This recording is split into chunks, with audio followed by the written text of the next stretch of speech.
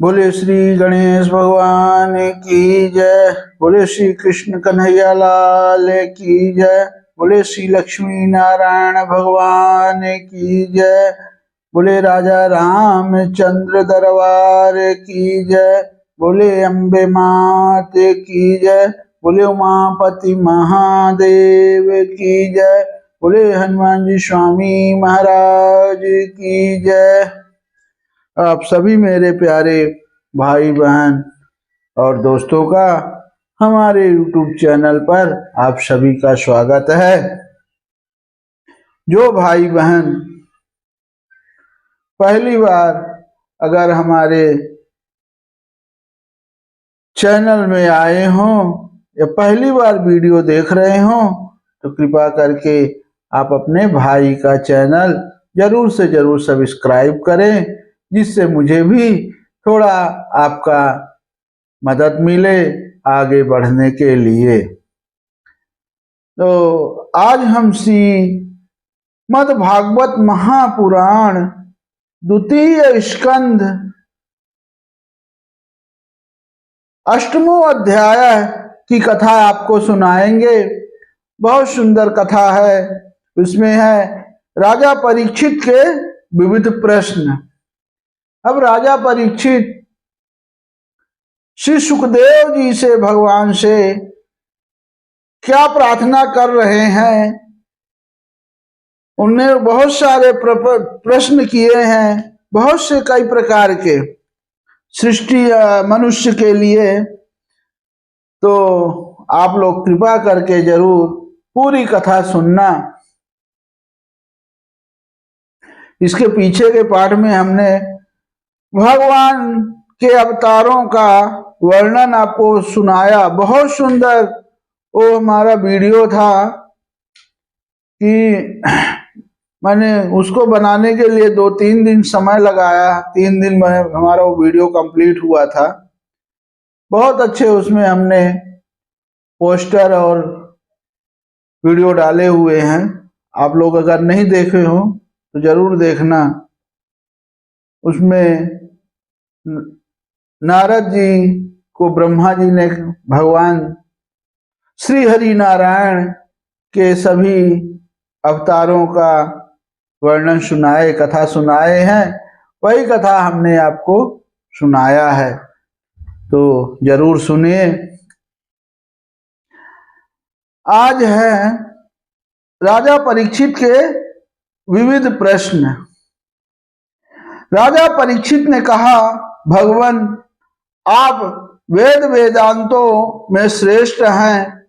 मैं आपसे यह जानना चाहता हूं कि जब ब्रह्मा जी ने निर्गुण भगवान के गुणों का वर्णन करने के लिए नारद जी को आदेश दिया, तब उन्होंने किन किन को किस रूप में उपदेश किया। एक तो मैं अचिंत्य शक्तियों के आश्रय भगवान की कथा ही लोगों का परम मंगल करने वाली है। दूसरे देवर्षि नारद का सबको भगवत दर्शन कराने का स्वभाव है। अवश्य आप उनकी बातें मुझे सुनाइए कि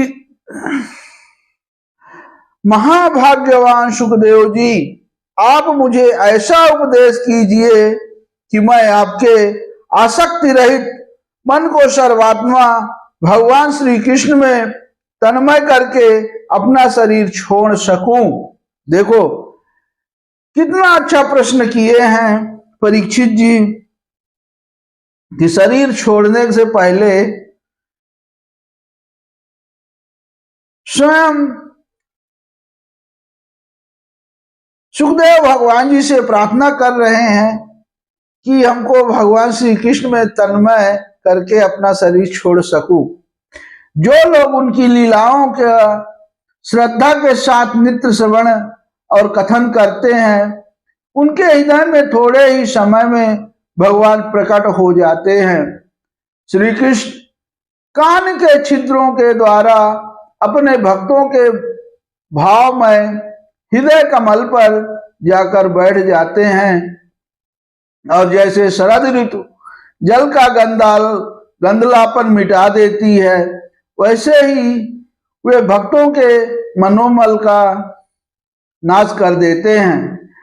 जिसका हृदय शुद्ध हो जाता है वह श्री कृष्ण के चरण कमलों को एक क्षण के लिए भी नहीं छोड़ता।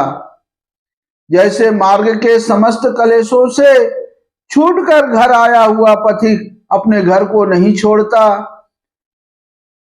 भगवान जीव का पंचभूतों के साथ कोई संबंध नहीं है, फिर भी इसका शरीर पंचभूतों से ही बनता है, तो क्या स्वभाव ही ऐसा होता है अथवा किसी कारणवश आप इस बात का मर्म पूर्ण रीति से जानते हैं?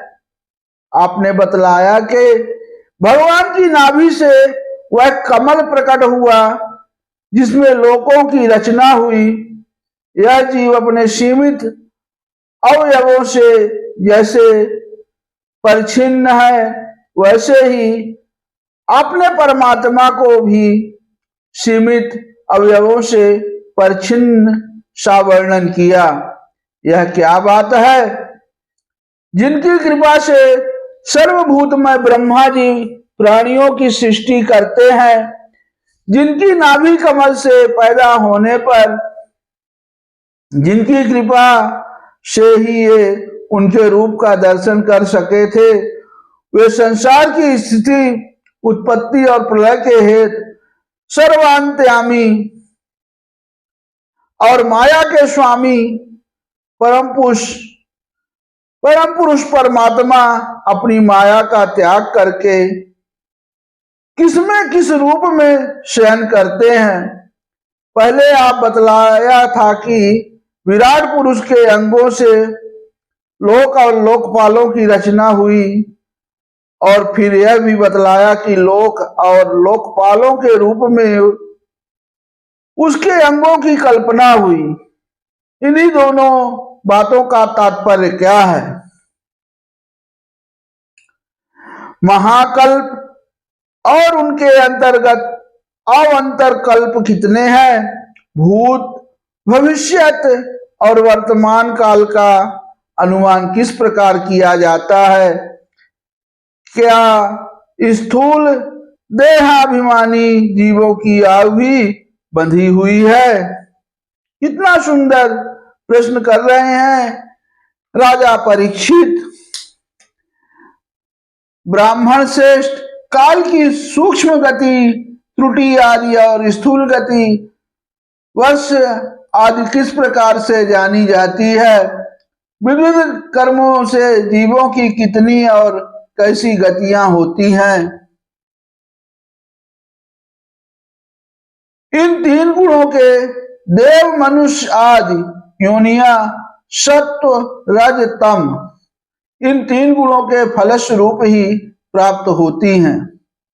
उनको चाहने वाले जीवों में से कौन कौन किस किस योनि को प्राप्त करने के लिए किस किस प्रकार से कौन कौन कर्म स्वीकार करते हैं? पृथ्वी, पाताल, दिशा, आकाश, ग्रह, नक्षत्र, पर्वत, नदी, समुद्र, द्वीप और उनमें रहने वाले जीवों की उत्पत्ति किसे होती है? ब्रह्मांड का परिणाम भीतर और बाहर दोनों प्रकार से बतलाइए।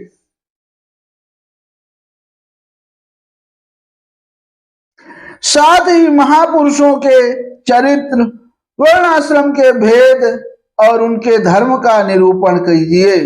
युगों के भेद, उनके परिणाम और उनके अलग अलग धर्म तथा भगवान के विभिन्न अवतारों के परम आश्चर्यमय चरित्र भी बतलाइए। मनुष्यों के साधारण और विशेष धर्म कौन कौन से हैं? विभिन्न व्यवसाय वाले लोगों के, राजर्षियों के और विपत्तियों में पड़े हुए लोगों के धर्म का भी उपदेश कीजिए। तत्वों की संख्या कितनी है? उनके स्वरूप और लक्षण क्या है? भगवान की आराधना की और अध्यात्म योग की विधि क्या है? योगेश्वर को क्या क्या ऐश्वर्य प्राप्त होते हैं तथा अंत में उन्हें कौन सी गति मिलती है? योगियों का लिंग शरीर किस प्रकार भंग होता है? वेद वेद उपवेद धर्मशास्त्र इतिहास और पुराणों का स्वरूप एवं तात्पर्य क्या है? समस्त प्राणियों की उत्पत्ति स्थिति और प्रलय कैसे होता है? बावली कुआं खुदवाना आदि स्मार्त यज्ञ याग आदि वैदिक एवं काम्य कर्मों की तथा अर्थ धर्म काम के साधनों की विधि क्या है? प्रलय के समय जो जीव प्रकृति में लीन रहते हैं उनकी उत्पत्ति कैसे होती है? पाखंड की उत्पत्ति कैसे होती है? आत्मा के बंध मोक्ष का स्वरूप क्या है और वह अपने स्वरूप में किस प्रकार स्थित होता है?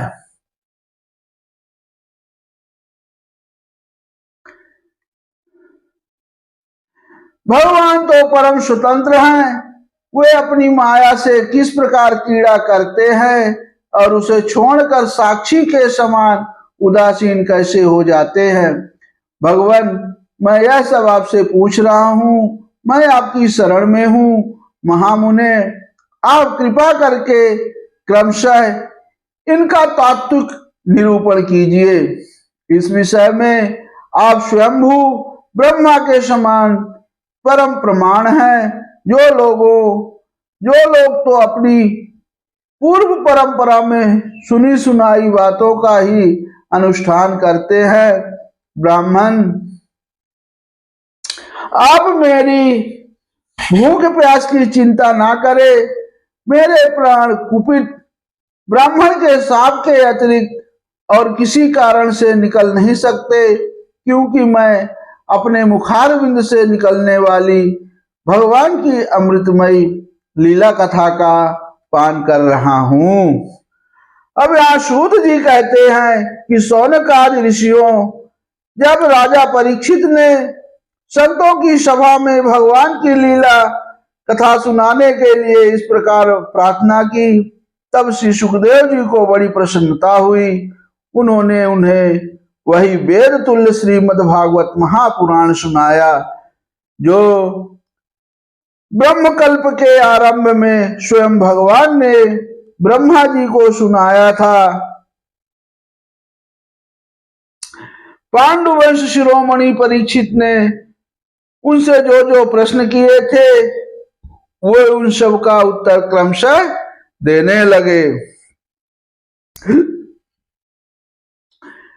इत्र श्रीमद्भागवते महापुराणे पारमहंस्यां संहितायां द्वितीय स्कंदे प्रश्न विधि नामाष्टमो अध्यायः। बोले श्री कृष्ण कन्हैया लाल की जय। बोले श्री लक्ष्मी नारायण भगवान की जय।